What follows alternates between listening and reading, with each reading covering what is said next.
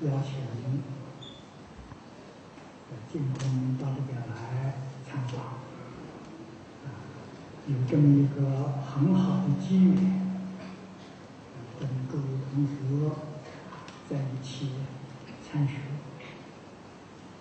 Terima kasih beliau ucapkan kepada Yang Mulia Bhante Arya Maitri serta kepada para biksu dan biksuni yang hadir di sini yang memberikan kesempatan pada beliau pada pagi hari ini untuk memberikan dharma desana di wihara ini.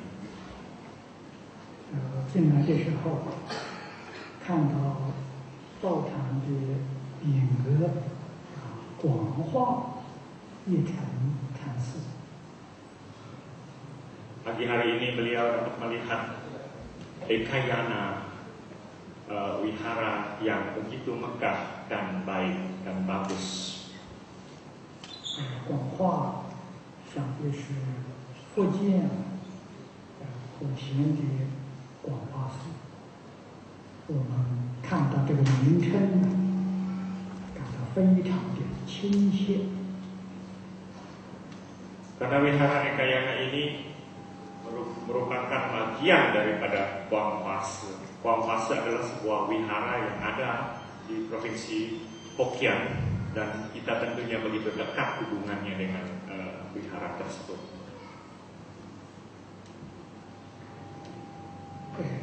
业禅在佛法里面是至高无上。 世尊在《法华经》里面说：“唯有一乘法，无二亦无三，诸佛方便说。”由此可知，一乘是佛的真实说，三乘是佛的方便说。 Pengertian Ekayana seperti yang diutarakan di dalam Saddharma Pundarika Sutra, Sang Buddha pernah bersabda, sesungguhnya hanya ada jalan satu menuju kebudahan, yaitu Ekayana. Sedangkan Triyana merupakan manifestasi daripada upaya kausalya, di mana seseorang berjalan di atas Prategya, Bodhisattva, dan yana lainnya.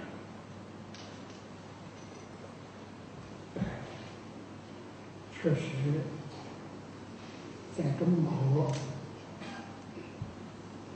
汉语佛经诸位想必都见过中文本的《大藏经》，这是千百年来从印度梵文翻译过来。虽然不是世尊 当年所说的一切经，可是重要的经论都翻译出来。那么在今天佛教典籍里面保存的最完整、最丰富的，就是汉文的《大藏经》。 Kalau kita melihat Tripitaka edisi bahasa Tiongkok, dapat dikatakan hampir semua sutra yang disabdakan oleh Sang Buddha telah diterjemahkan ke dalam Tripitaka bahasa Tiongkok. Oleh karena itu dapat kita katakan Tripitaka Tiongkok merupakan Tripitaka yang paling lengkap mencatat semua khotbah Dharma Sang Buddha. 那么在汉文大藏经里面，一乘经只有三部，那就是华严、法华、梵网这三部经是一乘经，还在大乘之上。 Di dalam kelompok Tripitaka edisi bahasa Tiongkok ada 3 sutra utama yang digolongkan mata pelajaran Ekayana. Yang pertama adalah Saddharma Pundarika Sutra, Hua Jing. Yang kedua adalah Avatamsaka Sutra, Huaye Jing. Yang ketiga adalah Fan Wang Jing, Brahmajala Sutra. 业乘就是讲的业佛乘换句话说，那是讲诸佛如来所证得的境界就是成佛的经典。Pengertian Ekayana adalah seperti yang diutarakan di dalam sutra, itu adalah jalan menuju Samyak Sambodhi dari para bodhisattva untuk mencapai kebudahan. 那么佛在《一乘经》里面告诉我，一切众生皆有如来智慧德相。又说，一切众生本来成佛。现在是不是佛呢？现在是佛，确确实实是佛，只是你自己不知道你是佛。 Di dalam pelajaran Ekayana itu dikatakan bahwa pada dasarnya setiap manusia memiliki benih kebudahan. Pada dasarnya setiap manusia bisa mencapai kebudahan. Dan kebudahan itu sendiri sebetulnya berada pada saat sekarang. Dan benar-benar eksis kebudahan itu, memang ada. 禅宗里面说父母未生前本来面目。那学佛呢，就是把父母未生前本来面目找到，那你的大功就圆满。 Di dalam metode Zen atau metode Chan itu dikatakan sebelum kita dilahirkan oleh kedua orang tua kita itu sebetulnya wujud kita itu apa. Dan oleh karena itu di dalam penghayatan metode Ekayana, seseorang yang ingin mencapai kebudahan itu menemukan kembali wujud sebenarnya yang sebelum dilahirkan oleh orang tua kita, yaitu inti kebudahan. 这一桩事情虽然就在 面前，但是不但六道众生不认识、不知道，即是九法界的众生，也没有办法完全认知。Inti kebudahan berada di tengah-tengah kita. Dan semua insan dari 6 kelahiran bentuk kelahiran tidak bisa menemukannya. Bahkan lebih dari itu, alam Dharma Dhatu. Para insan dari alam Dharma Dhatu juga tidak bisa mengenal dengan jelas apa itu sebetulnya inti kebudahan. 因此，佛这才不得已讲三乘，三乘就是大乘。 中乘、小乘，小乘是声闻乘，中乘是圆觉乘，大乘是菩萨乘。那么一个阶段一个阶段慢慢提升，提升到一佛乘，你才真正知道自己本来成佛。办学校的目的都是希望学生 成就圆满的教育，得到圆满的学习。我们现在一般讲博士学位，博士学位这是一佛乘，就达到最究竟、最圆满的学位。为这个目标，所以佛这才办 小学、办中学、办大学，小乘就好比是小学，中乘就好比是中学，大乘就好比是大学，一步一步向上提升，让你真正认识一佛乘。 Metode ini bila diterapkan dalam kehidupan sehari-hari sama halnya dengan orang yang pergi sekolah dari sekolah SD, SMP, SMA sampai perguruan tinggi. Demikian sampai tingkat doktoral. Sang Buddha telah memberikan metode secara upaya kausalya, di mana dharma disampaikan dari metode yang paling sederhana, tingkat madya dan tingkat atas, agar semua orang bisa mengerti makna dharma yang sebenarnya. 这个一佛乘呢，确实是究竟圆满的佛法，是圆满的智慧，圆满的德能，圆满的相好。我们世间人讲智慧，讲德行，讲福报，这个究竟圆满呢，是叶佛成里头所说的。Metode Ekayana adalah metode yang paling sempurna karena ini adalah metode yang dapat dihayati bagi setiap insan menuju penghayatan kebudahan.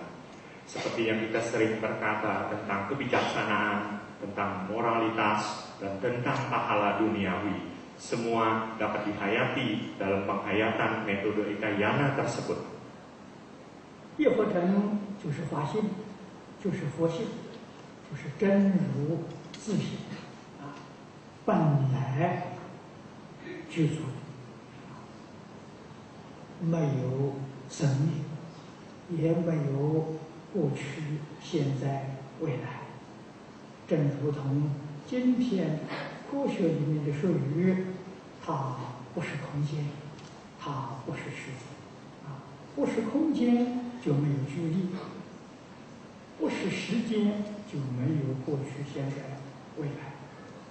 它是宇宙的真相，它是宇宙的本体，整个宇宙虚空法界都是从它变现出来的。能变的不生不灭，所变的这个现象有生有灭，有生有灭是幻象，不是真的。所以《般若经》上讲，凡所有相，皆是虚妄。不变的，这是我们现在科学家讲能量，能量，就是佛法讲的法性，就是自己的真心本性。它具足一切万法，它不是一切法，它永恒存在。你要能够发现，你要能够找到，那才是自己的真身，自己的本来面目，我们称它为佛陀。Metode Ekayana menjelaskan tentang dharmata, katata. Istilah-istilah ini dipakai untuk menjelaskan kebenaran yang paling absolut di dalam Dharma Sang Buddha. Bagaimana seseorang menghayati kebenaran tersebut. Dharma itu sendiri terbebas dari ruang waktu dan tempat, terbebas dari masa lalu, terbebas dari saat sekarang, dan terbebas dari saat yang akan datang. Dan bagaimana kita menghayati itu? Dan kita akan menemukan sesuatu keabadian yang tidak dilahirkan, tidak mati, tidak datang, tidak pergi. Seperti juga di dalam Prasna Paramita Sutra, di dalam sutra dikatakan bagaimana seseorang menemukan inti sebenarnya. Dan bila seseorang bisa menemukan keadaan yang sebenarnya daripada nilai dharma, disitulah dia menemukan kesadaran agung dan disitulah dia mencapai kebudahan. 那由于意念不觉，我们迷了自性，迷了真如，迷的时间太长，无量劫来，迷是迷的时间太长，迷得太深。现在虽然佛菩萨来帮助我们依然回不了头来，依然是不觉。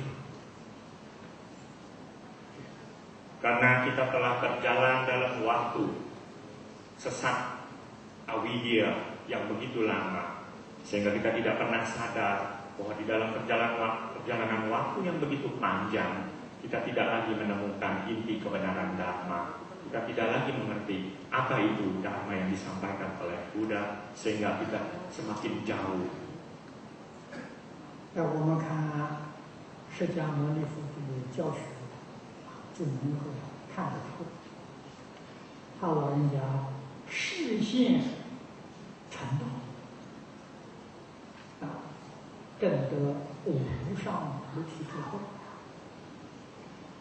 在菩提树下，在定中我们人看得到，这是经上讲的二期日中，二期14天，他在定中给41位化身大师讲解大方广佛华严经。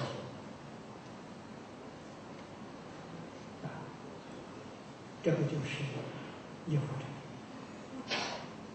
那么佛讲这个经，不但我们没有办法听到、看到，我们凡夫只看到释迦牟尼佛在菩提树下打坐，不知道他在那里开那么大的法会，讲这样殊胜的经典，所以九法界的众生都没有这个缘分参与，所以佛出定之后，这就晓得众生迷惑太深太久，要想帮助他们恢复自信，那就从小学办起。这个到鹿野园度无比丘讲四谛法，办小学，从小学办起。 Kalau kita melihat riwayat Buddha, pada saat Buddha duduk di bawah pohon Bodhi mencapai kesadaran agung. Setelah mencapai kesadaran agung, beliau menggunakan waktu kira-kira 21 hari. Beliau pergi untuk membabarkan di hadapan 47 bodhisattva tentang Awadhamsaka Sutra. Karena Alkitab adalah manusia awam, sehingga kalau kita melihat adegan ini, kita hanya melihat Buddha duduk di bawah pohon Bodhi. Padahal pada waktu itu Buddha membabarkan metode Ekayana yang tercantum di dalam Awadhamsaka Sutra. Begitu jauhnya kita telah berjalan untuk meninggalkan inti pribadi kita sendiri. Kita telah meninggalkan Dharma sehingga kita tidak bisa menghayatinya. Oleh karena itu, Sang Buddha setelah sadar dari samadhi beliau menggunakan metode Dharma itu sendiri harus disampaikan dari tingkat yang paling dasar. Sehingga pergilah beliau ke Taman Rusa di Siddharthana untuk menyampaikan Catur Arya Sacani kepada 5 pertapa yang ada di Taman Rusa. 我们学佛，首先要承认自己的业障很重，自己迷惑颠倒，使时间长，迷得非常非常之深，这是首先自己要肯定、要承认的。从什么地方能发现？就在日常生活当中，我们自己的妄想很多，分别很多，执着很重，凡是我的想法、我的看法，我的做法，那这个就是迷得深重的一个现象，那么这个现象你没有办法放下，所以佛法小学的门，小学1年级的门，你都进不去。我们诸位同学，生生世世有佛缘，换句话说，都学过佛，但是从来没有进到小学1年级。如果进到小学1年级，你现在就不在此了。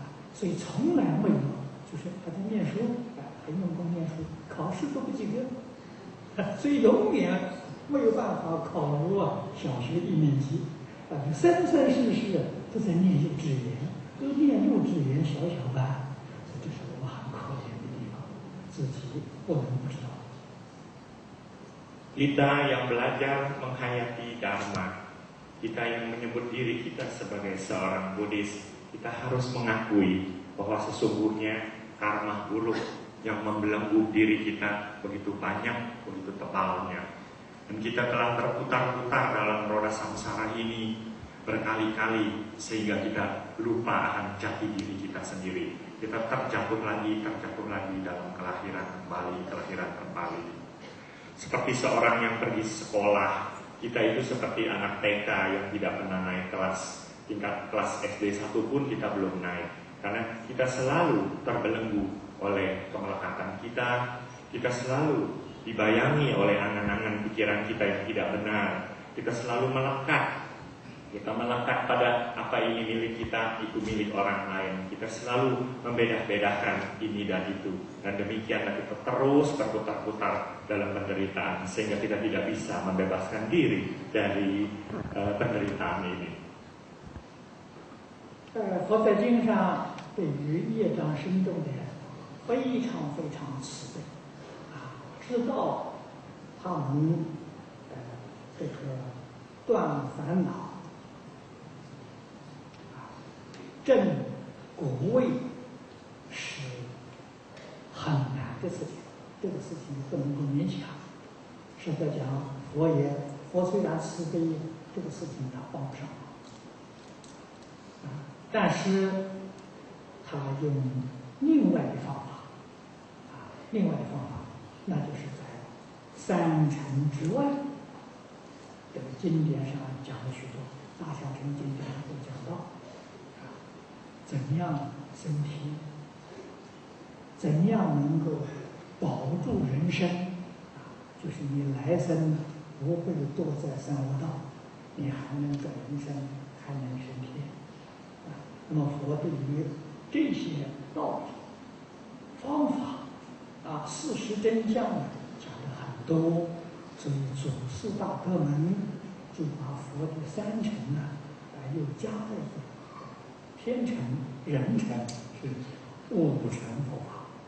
这个天乘、人乘呢，就是佛法的幼稚园小乘才是下学所以这个前面办幼稚园，那人乘呢是幼稚园的小班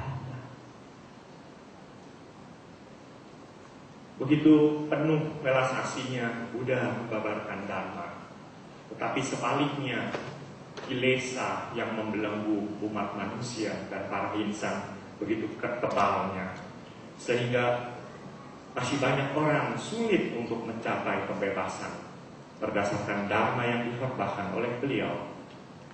Dan di luar Ekayana, Buddha juga mengajarkan metode-metode agar setiap orang bisa sedikitnya setelah kematiannya tidak lagi terlahir di alam-alam yang lebih rendah, tetap masih bisa terlahir sebagai manusia atau terlahir di alam para dewa. Oleh karena itu dikenal kembali metode Yana yang menjelaskan manusia yang terlahir kembali di alam manusia dan di alam para dewa, sehingga disebut Panca Yana. Karena Yana yang kedua itu adalah kehidupan manusia dan kehidupan dewata. Diminta untuk menghayati dari hal yang paling sederhana, baik dari yang TK sehingga menuju tingkat SD. Demikianlah seseorang diminta untuk menghayati kebenaran-kebenaran yang paling mendasar, yang paling sederhana untuk menghayatinya. 那么无论是三乘，无论是五乘佛祖慈悲教导我们都要从真诚心里面去学习就像善导大师所说善导大师是中国净土宗第2代的祖师那么这个历史上记载呢，他是阿弥陀佛的化身阿弥陀佛化身就等于说阿弥陀佛在来。他给我们讲，一切法要从真实心中做，这句话非常非常重要。你要是没有真诚的心你是个虚伪的心是个虚妄的心世出世间一切法都不能成就。 Baik metode Triyana atau Pancayana, Buddha dengan begitu welas asihnya membabarkan Dharma. Semua metode Dharma harus bermula dari ketulusan hati. Seperti yang diungkapkan oleh Mahabiksu Sangkal, beliau adalah patriark kedua dari sekte Sukawati yang dikatakan sebagai manifestasi Amitabha di dunia ini, yang menggambarkan Buddha Amitabha hadir di tengah-tengah kehidupan manusia, juga menegaskan apapun yang dilakukan oleh seseorang di dalam penghayatan Dharma, yang utama adalah hal itu harus bermula dari kehendak hatinya yang tulus. 所以学佛，我们一定要晓得从什么地方学起。我们要从最初起步上下功夫，那就是人成。我们最后的目标是业佛成，是业成。就好像我们读书，我们最后的目标是要拿到博士学位。博士学位怎么拿起呢？要从幼稚园念起。我们现在先上幼稚园。 Bagaikan orang yang pergi ke sekolah dari tingkat TK, SD terus sampai tingkat doktoral. Demikianlah seseorang yang menghayati Dharma Sang Buddha, hal itu berjalan dari tingkat yang paling dasar, dari tingkat manusia yang dijabarkan dalam metode Ikayana, kemudian terus maju menuju penghayatan kebuddhaan.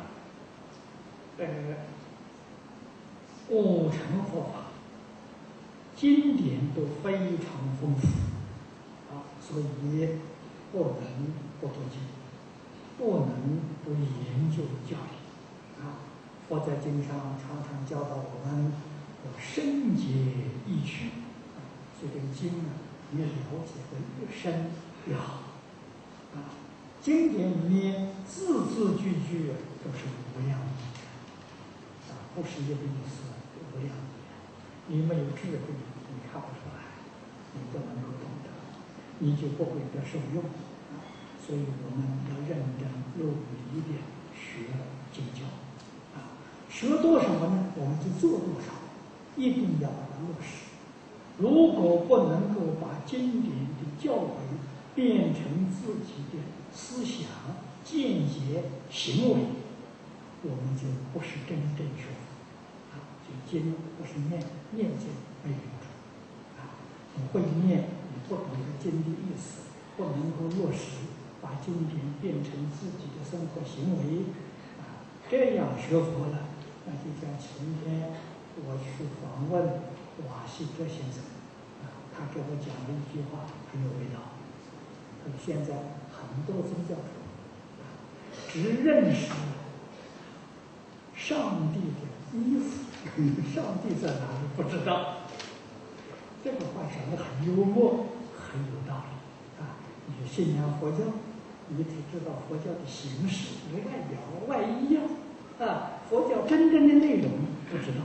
这个佛菩萨的不晓得，只认识外表，不知道内容你什么都学不到你这样学佛就落空了。 Di dalam Pancayana juga terdapat banyak sutra-sutra. Begitu banyaknya sutra-sutra Buddhis yang harus dimengerti. Karena sutra-sutra Buddhis itu sendiri mengandung pengertian amitartha, yaitu pengertian yang luar biasa. Oleh karena itu, bila seorang Buddhis ingin mengerti Dharma Sang Buddha dengan baik, harus membaca sutra dan harus mengerti isi sutra itu. Bila seorang Buddhis hanya menitik beratkan bentuk formalitas dan religi atau upacara, tetapi tidak mengerti makna yang sebenarnya daripada Dharma yang disampaikan oleh Sang Buddha, itu merupakan suatu hal yang amat disayangkan. Seperti beberapa hari yang lalu, beliau berkesempatan berkunjung dengan Yang Mulia Gus Dur. Gus Dur juga pernah berkata, banyak orang-orang di zaman sekarang tidak mengenal inti ketuhanan, inti agama yang sebenarnya. Mereka hanya melihat lahiriah dari Yang Maha Esa itu, sehingga mereka jauh dari inti kebenaran. Hal tersebut disampaikan oleh Gus Dur dalam bentuk yang sangat filosofis dan sangat humor sekali. Demikian juga kita umat Buddha harus kita mengerti Dharma Sang Buddha itu apa, dan kemudian kita terapkan dalam kehidupan kita sehari-hari.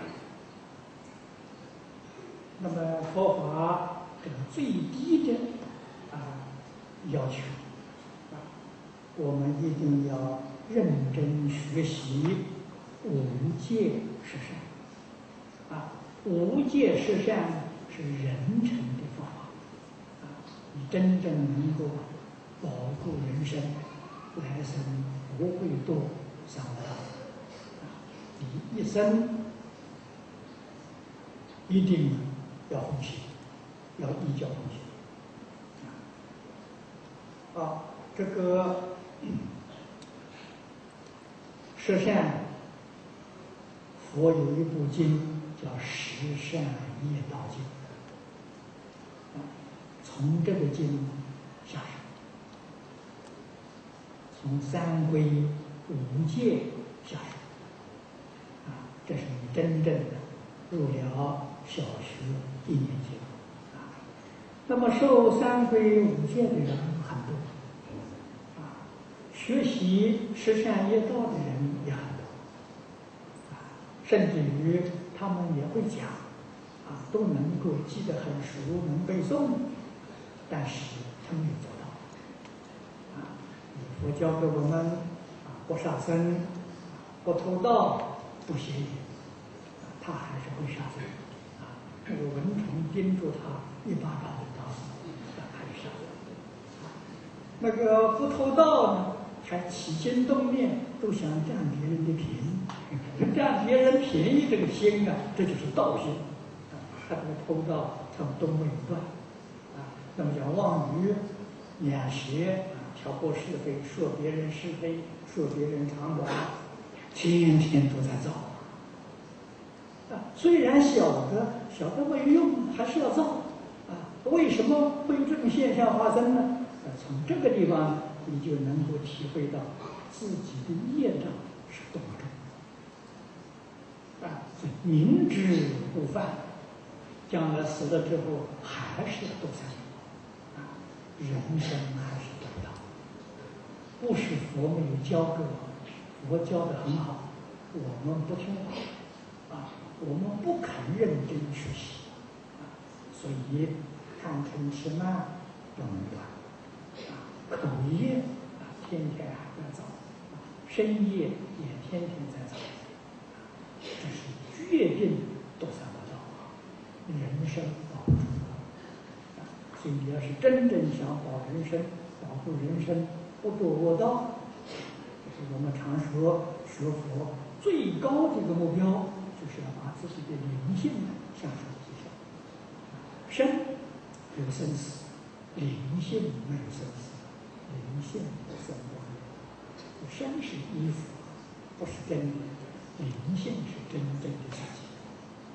一定要珍惜，要爱护。要把自己向上提升。 Di dalam Dharma Sang Buddha yang paling mendasar sekali adalah Pancasila dan 10 kebajikan. Ada sebuah sutra yang berjudul Sanye Tao Jing, yaitu Dasa Kusala Karma Sutra. Di sana dibahas tentang semua perbuatan yang berurusan dengan tingkah laku manusia, dengan ucapan dan pikiran. Hal ini harus beranjak dari yang pertama adalah menerima Tri Sarana, berlindung dalam Buddha Dharma Sangha. Kemudian menerima Pancasila, tidak membunuh, tidak mencuri, tidak berzina, tidak berbohong, dan tidak mengumbar diri dalam ketidaksadaran, mabuk-mabukan dan seterusnya. Begitu banyak di masyarakat ini kita lihat umat Buddha, memang mereka telah menerima Tri Sarana.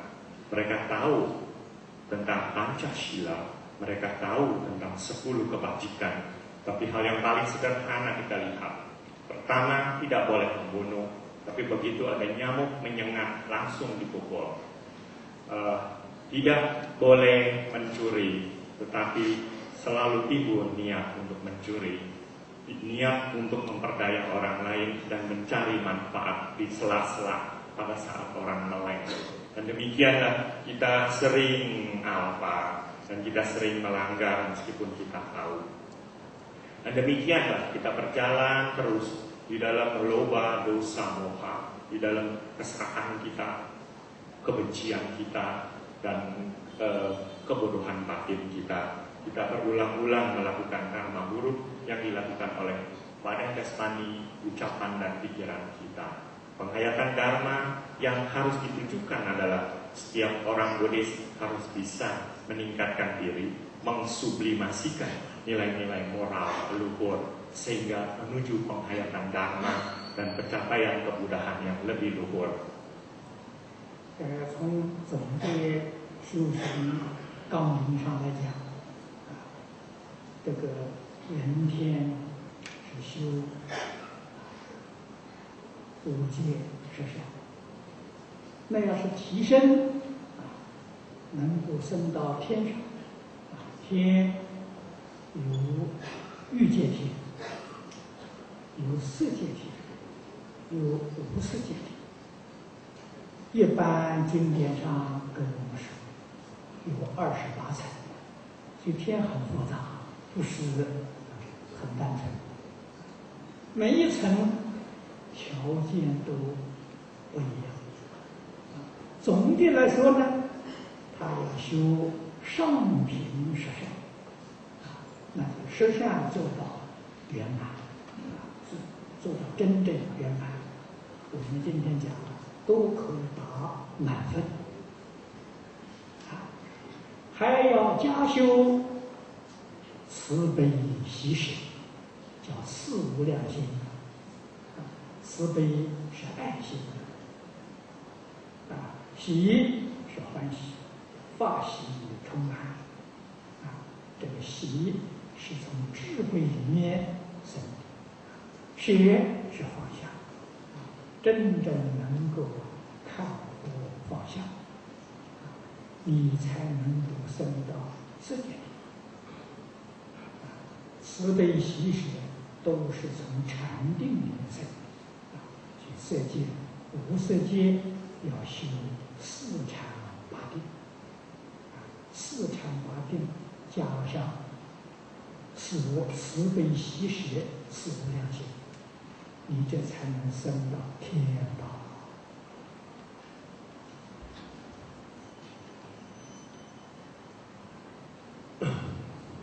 Kalau metode Ekayana yang menuju cita-cita pencapaian kebudahan, kemudian juga dijelaskan bagaimana seseorang tetap bisa lahir kembali sebagai manusia atau terlahir di alam para dewa.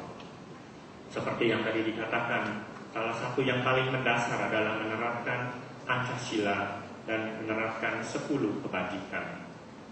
Di dalam filsafat Buddha dijelaskan, alam dewa begitu banyak, terdiri dari 28 lapis. Kita bisa melihat konsep kama dhatu, rupa dhatu, dan arupa dhatu.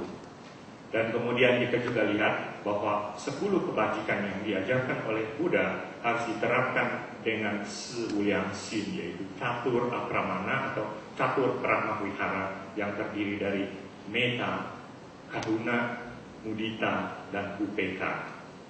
Dan hal ini harus dikombinasikan berkat yang usaha yang tekun di dalam dhyana sehingga pencapaian jana dan digabungkan dengan metta, karuna, mudita, upeka sehingga tercapainya pembebasan dan menuju kebudahan.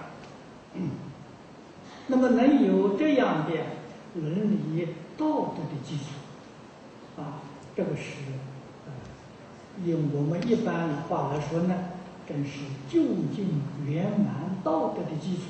这才能够入佛门，才能够学小乘。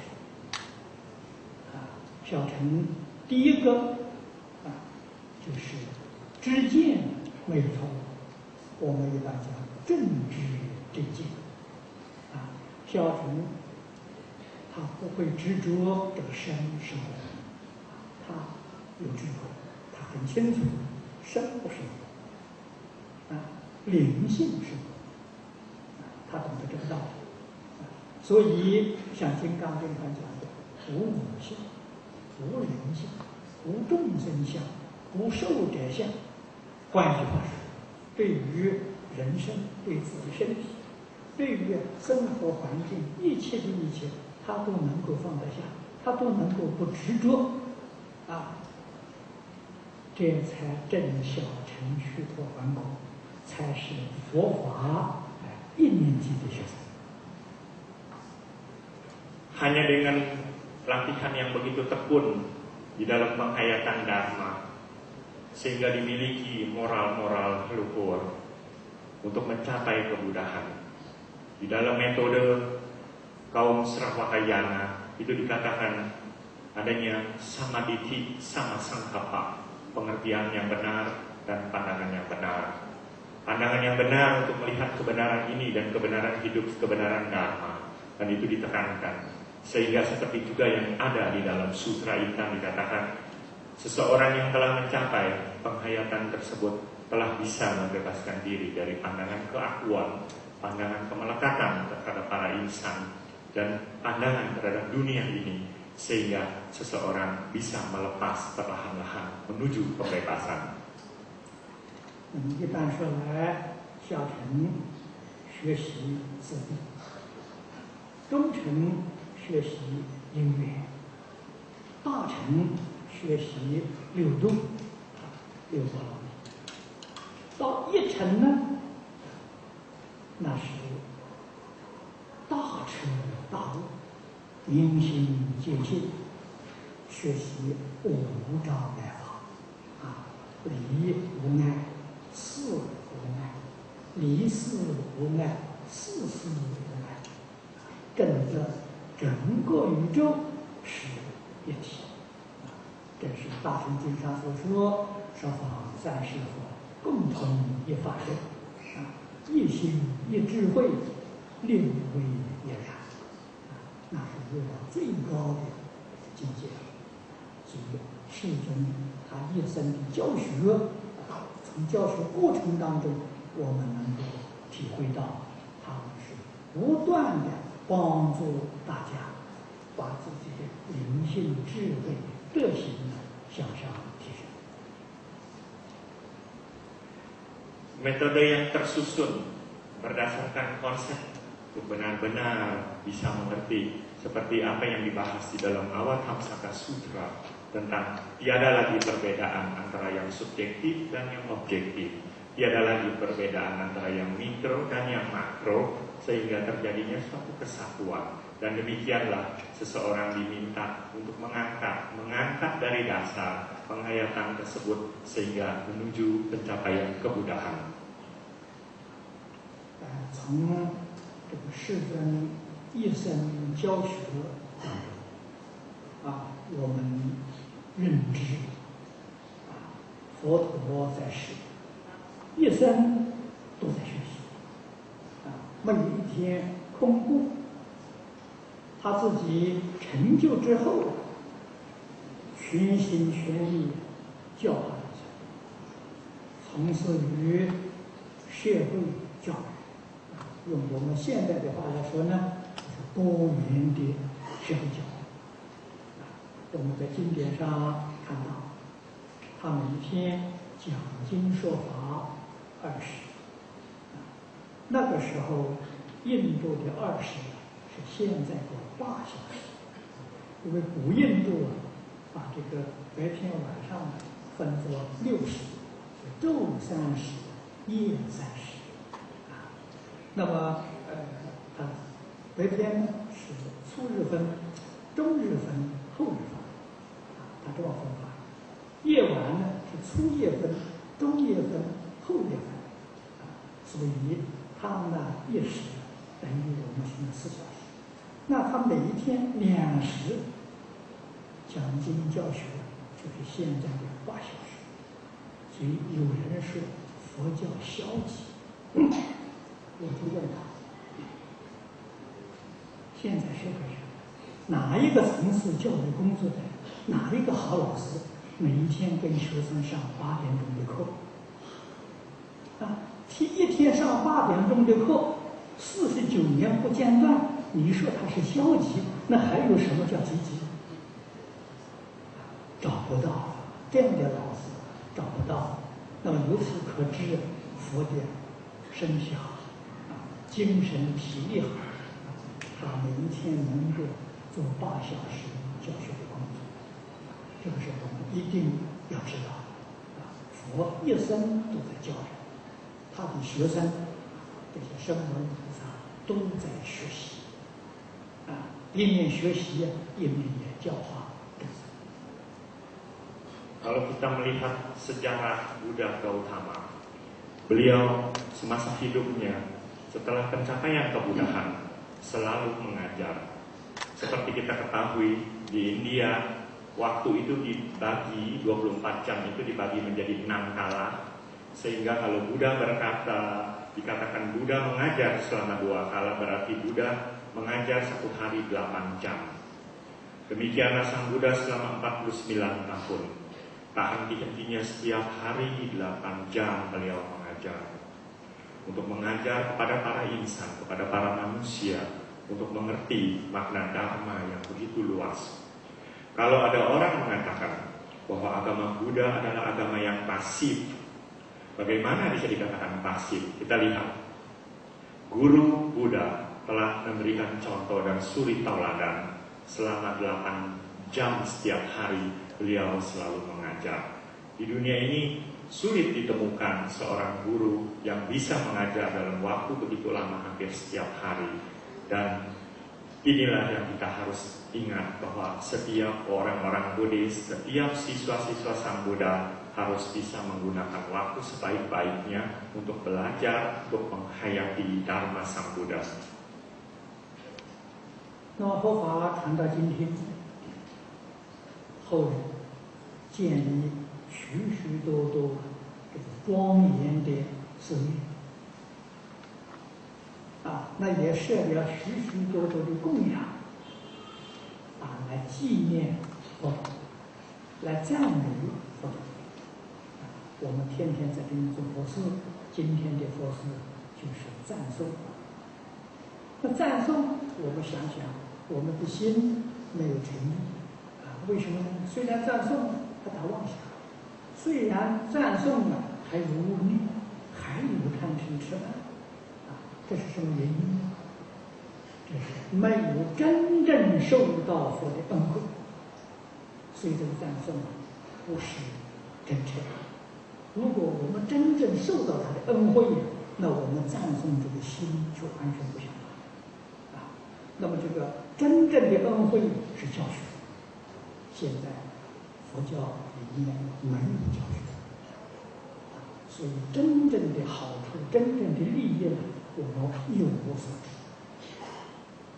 因此，这个赞颂随喜，跟着大家唱唱，有口无心的，凑凑热闹而已自己得不到真实受益，原因在此。 Setelah agama Buddha berkembang hingga sekarang, kita melihat hampir setiap wihara telah dibangun begitu megahnya altar, kemudian dikenalnya upacara-upacara ritual yang begitu mulia dan agung. Kita membacakan puja gata, memberikan persembahan di hadapan altar Buddha. Tapi sayangnya, sebagian dari upacara-upacara itu, kebanyakan dari kita tidak bisa merasakan nikmat dan hikmahnya. Karena apa? Sebetulnya yang diwariskan oleh Buddha yang tidak pernah hilang adalah pengertian Dharma itu harus lebih bersifat penghayatan ketimbang ritual. Jadi kalau kita meninggalkan pengertian pelajaran itu, kita akan tidak merasakan sebetulnya nikmat dari pelajaran itu apa. Dan kita sering hanya mengikuti perkembangan orang banyak. Begitu kita melihat orang baca doa, kita baca doa. Kita melihat orang ikut upacara, kita ikut upacara. Dan kita melupakan inti yang sebenarnya. Kembalilah untuk melihat Dharma Sang Buddha yang diajarkan oleh Buddha. Karena Dharma yang disampaikan itu lebih bisa membawa manusia keluar dari penderitaan, mengangkat dan mensublimasikan pribadi manusia.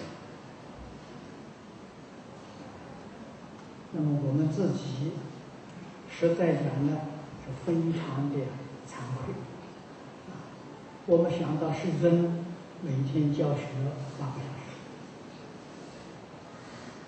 那么他的精神体力这是多么好！我们今天我自己这样的年龄，现在在澳洲每天讲经4个小时，跟释迦牟尼佛相比打对折了。那么在一生当中，年轻的时候，时间不长，偶尔也有1个星期，这个一天讲9个小时，我一天讲9个小时讲过，那么最少呢，每天都有2个小时，我46没有中断，天天在学习，才能够体会这个一禅的境界。如果不是天天学习，不是长时间的学习，这个利益好处你不知道，你得不到那个感恩的心，总是给着。所以我们学佛要认真，要锲而不舍，一门深入，长时熏修，这才能得到真实的。Kalau kita melihat diri kita sendiri, dan beliau juga berkata tentang diri beliau, mungkin banyak hal yang kita rasakan, kita merasa malu. Kita lihat bahwa Buddha menggunakan waktu 1 hari 8 jam untuk mengajar. Proses belajar berlaku untuk setiap insan. Beliau katakan, selama beliau bermukim di Australia, hampir setiap hari beliau mengajar 1 hari 4 jam. Ya, itu dibandingkan dengan apa yang dilakukan oleh Buddha Gautama, tentunya masih jauh sekali. Tetapi mengingat juga dulu sewaktu beliau masih muda, pernah juga sekali-kali 1 hari bisa membabarkan Dharma selama 9 jam. Bapak-bapak, ibu-ibu, saudara-saudara sekalian, proses belajar adalah sesuatu yang tidak pernah berhenti. Bagaimana kita bisa mengerti Dharma Sang Buddha yang begitu dalam kalau kita tidak mau belajar? Dan kita harus bisa mengkonsentrasikan pikiran kita seia sekata, tekun, menekuni suatu metode untuk benar-benar bisa menghayati Dharma. Dengan demikian, Dharma Sang Buddha akan memberikan manfaat bagi kehidupan kita sendiri dan membawakan kebahagiaan bagi kita. 今天我们有缘分，这个缘分很深。我在此地最后，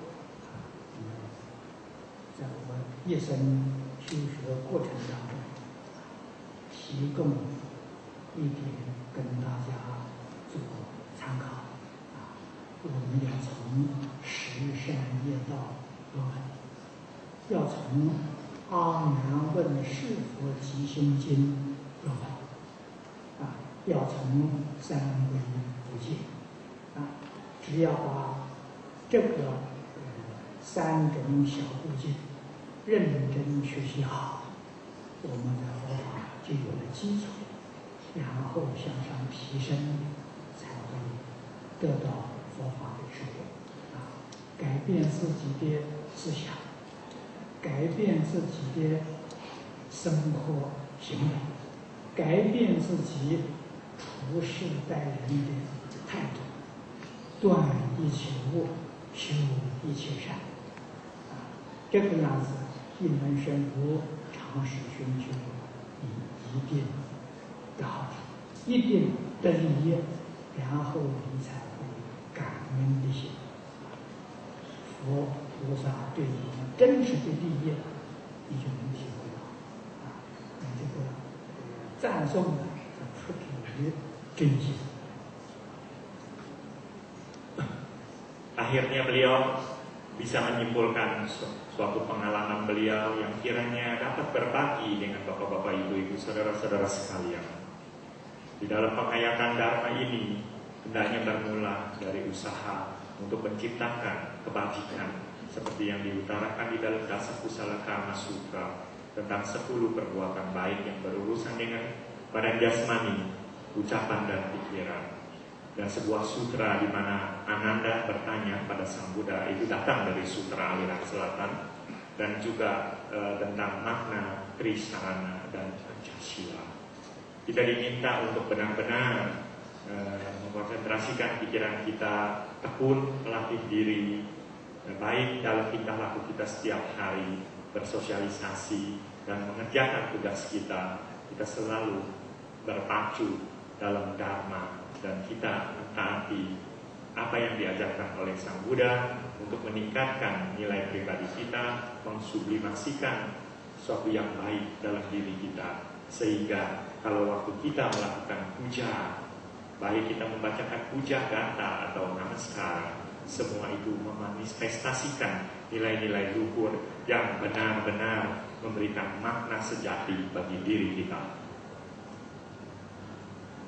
今天呢，我们这个会就到这个地方圆满。我们非常感谢方丈和尚，感谢这边常住的法师，以及诸位同学们。希望我们认真努力学习世尊的教导，把它变成我们自己的思想、生活。 行为，我们做真正的佛弟子，从这个基础向上提升，将来一定能够得到一佛成。谢谢大家。